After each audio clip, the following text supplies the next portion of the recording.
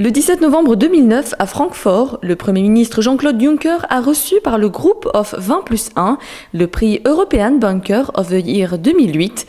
Le Premier ministre a reçu ce prix en sa qualité de président de l'Eurogroupe et en tant que représentant des ministres des Finances européens. Les éloges en l'honneur du lauréat ont été prononcés par Jean-Claude Trichet, président de la Banque centrale européenne, qui avait reçu le prix en 2008.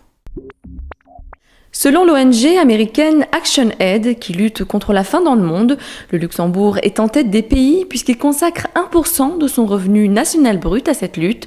Selon SOS Faim Luxembourg, la solution de la faim dans le monde réside dans l'autosuffisance alimentaire et dans la microfinance.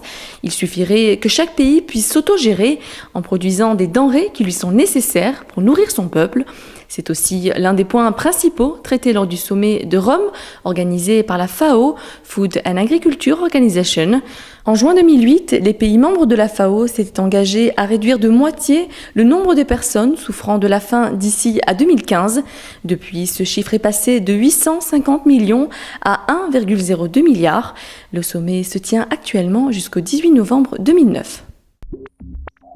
Près de Cap Canaveral, en Floride, aux États-Unis, la navette spatiale américaine Atlantis a atteint lundi l'orbite terrestre 8 minutes et demie après son lancement de Floride, avec 6 astronautes à bord, pour rejoindre la Station spatiale internationale, l'ISS.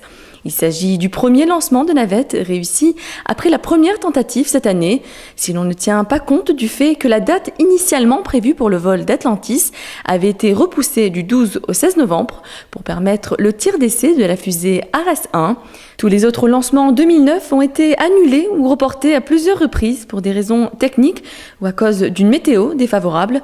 Les deux précédents avaient été lancés respectivement à la 6e et 5e tentative.